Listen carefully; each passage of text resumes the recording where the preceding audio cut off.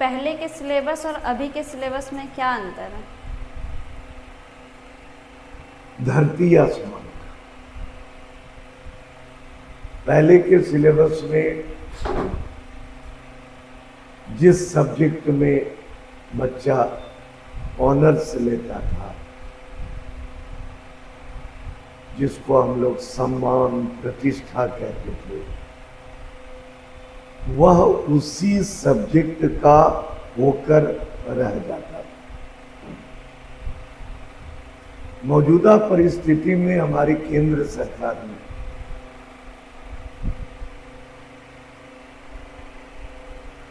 जो इसरो के वैज्ञानिक सब थे, उन लोगों के देखरेख में जो कमेटी बनी, उस कमेटी के आधार पर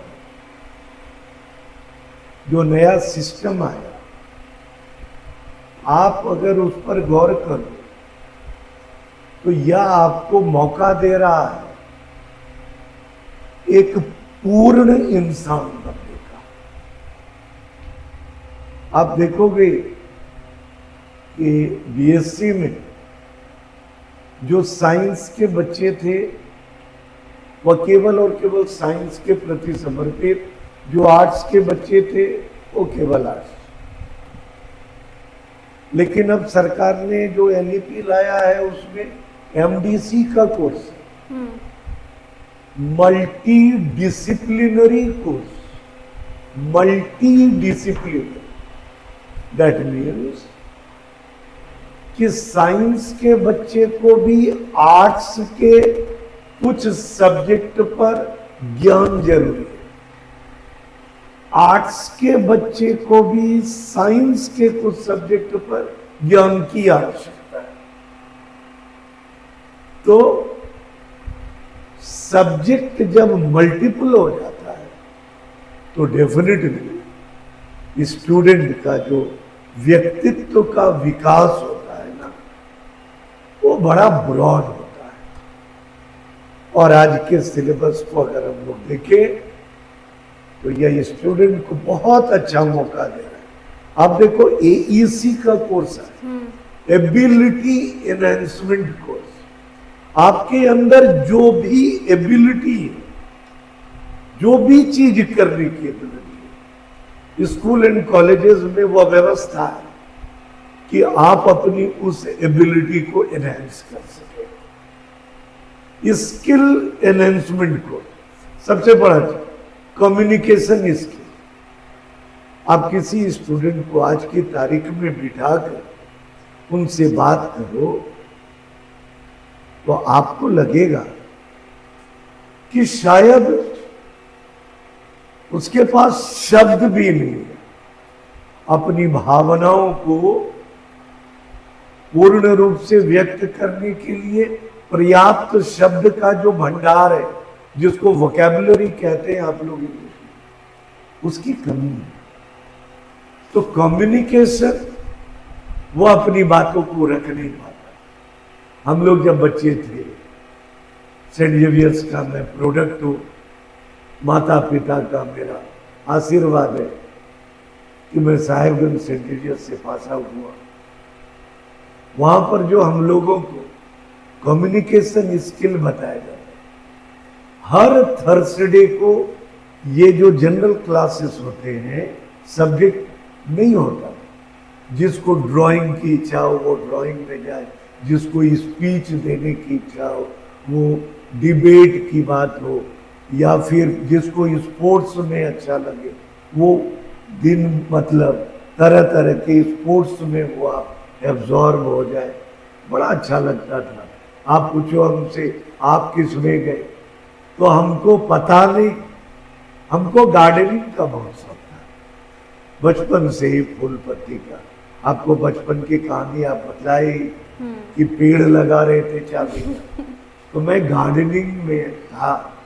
और आज भी हमारे पास एक छोटा सा गार्डन है, रंग बिरंग के फूल हैं, और अक्सर हम बैठ करके छोटी छोटी, आजकल एक काली काली चिड़िया आती है लंबा चोंच वाली, उसको देख करके तितलियों को उड़ते देख करके अच्छा लगता है, क्योंकि अपने आप को नेचर से जुड़ा हुआ मानते हैं। क्योंकि हमारा विषय भी है physics, study of nature and natural phenomena, हमारी परिभाषा। तो अगर हम प्रकृति से नहीं जुड़े तो फिर फिजिक्स से नहीं। तो फिजिक्स से जुड़ने के लिए नेचर के साथ जुड़े। और सिलेबस की जहाँ तक बात है तो हम धन्यवाद देते हैं एक सीनियर टीचर होने के नाते केंद्र सरकार को, जिसने इसे लागू किया, और राज्य सरकार को, जिसने इसे लागू करने के लिए संसाधनों को उपलब्ध कराया कैंपस में,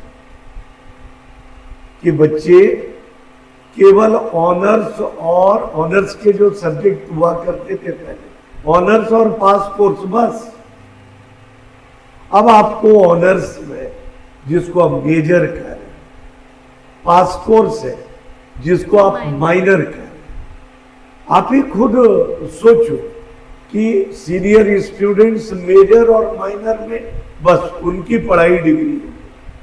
अब मेजर और माइनर के अलावा उसके पास स्किल एनहांसमेंट कोर्स है, उसके पास एबिलिटी एनहांसमेंट कोर्स है, उसके पास वोकेशनल कोर्सेस हैं, उसके पास मल्टी डिसिप्लिनरी कोर्स है।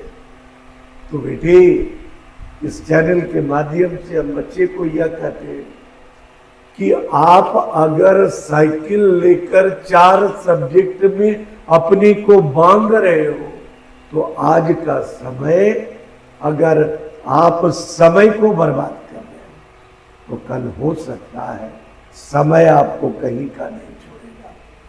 आपसे अनुरोध है कि आप स्कूल जाएं, आप कॉलेजेस जाएं, वहां आपको अन्य भी जो पढ़ाई है, अन्य जो आपके जीवन यापन के स्किल्स है, उसके अध्ययन के लिए आपको वहां सुविधा मिलेगी। अपने 36 साल को अगर एक लाइन में, 36 साल के अनुभवों को एक लाइन में डिफाइन करने कहा गया तो आप क्या बताएंगे? परिचय इतना, इतिहास यही, उमड़ी कल थी, मिट आज थी।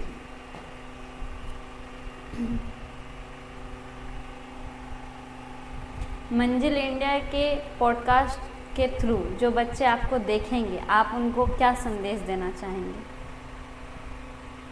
खुश रहो। अगर आप खुश हो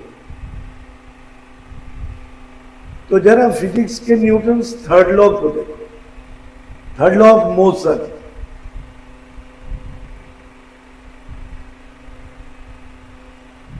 Every action has its equal and opposite reaction. आप खुश तभी है जब आपके साथ जो है वो खुश, मीन्स आपका परिवार खुश, आपके जो अपने हैं वो खुश है। और वो खुश तभी होंगे जब आपको वो अपने मंजिल की ओर जाते हुए देखेंगे। तो बच्चे, अब तो बेटा नहीं, पोता के, नाती के आपको, हाँ, क्योंकि सेकंड जनरेशन को हम पढ़ा रहे हैं अभी। अब तो बच्चे बहुत कम है, लेकिन जो भी है, जिसको भी हम पढ़ाते हैं,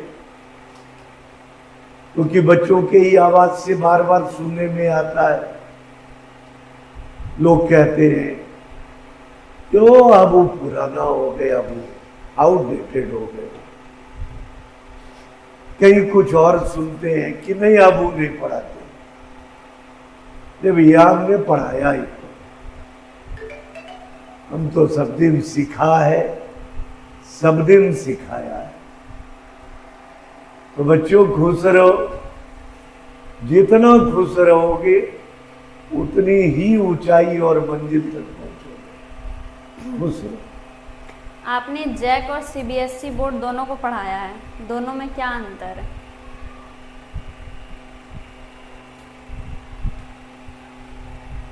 कोई अंतर नहीं। पढ़ने वाला चाहिए, पढ़ाने वाला चाहिए। जैक केवल इस प्रश्न का उत्तर हम आपको महाभारत की एक उदाहरण से दूं। महाभारत में द्रोणाचार्य ने जब धनुर्विद्या की परीक्षा ली थी तो एक एक करके कौरवों और पांडवों को बुलाया और जब तीर चलाने की बारी आई तो पूछा कि आपको दिखता क्या? तो किसी ने कहा मुझे आकाश दिख रहा है, किसी ने कहा मुझे पेड़ दिख रहा है, किसी ने फल दिख रहा है, किसी ने चिड़िया देखा। एक अर्जुन था जिसको चिड़िया की आंख नजर आई।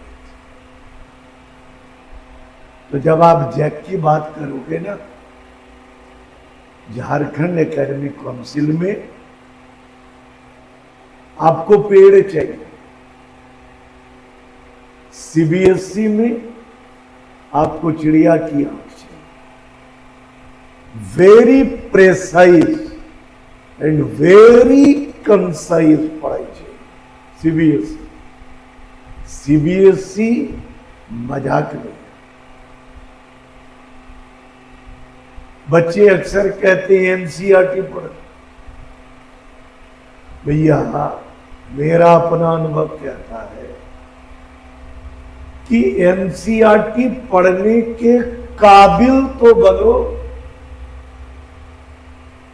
एनसीईआरटी में आपको डायरेक्ट फॉर्मूला दे दिया गया। अब वह फॉर्मूला